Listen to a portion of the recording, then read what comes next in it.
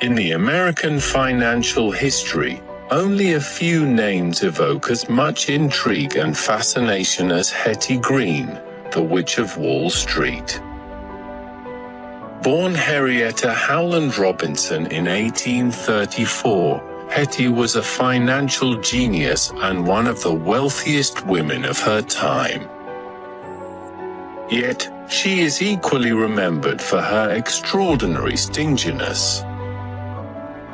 Born into a wealthy Quaker family, Hetty's journey began in New Bedford, Massachusetts. Her father, Edward Mark Robinson, and her mother, Abby Howland, both were from successful merchant backgrounds. From a young age, Hetty showed a remarkable appetite for finance, reading financial newspapers to her near-blind grandfather and absorbing investment strategies from her father. Upon her father's death in 1865, Hetty inherited approximately $7.5 million. She relocated to New York City, where she began to invest her substantial inheritance with uncanny skill. Her investments in Civil War bonds, railroads, and real estate made her one of the richest women in America. Her demeanor, while undoubtedly unique and influenced by her strict Quaker upbringing, masked a sharp and disciplined investment acumen, honed by her father and grandfather.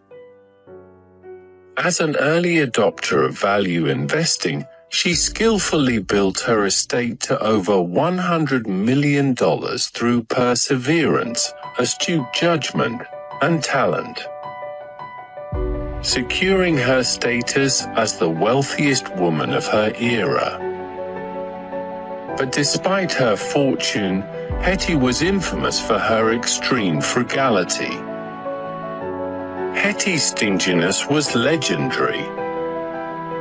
She wore the same black dress and a single set of undergarments until they were completely worn out.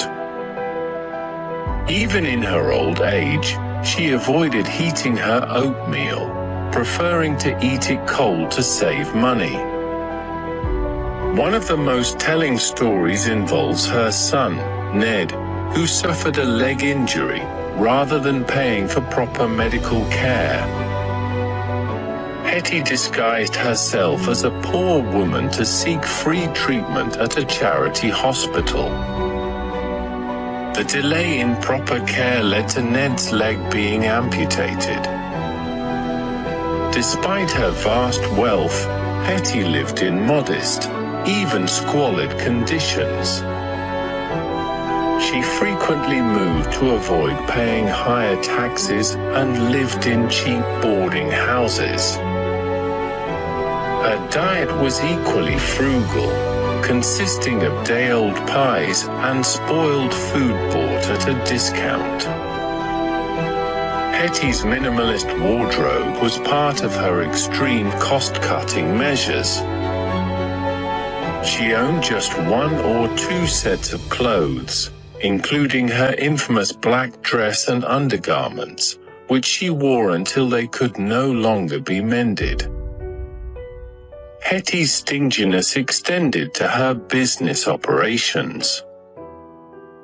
Her office in the Seaboard National Bank was sparsely furnished, and she kept a minimal staff, paying them as little as possible. Her shrewd and conservative financial strategies were evident in every aspect of her life. Hetty was relentless in protecting her wealth.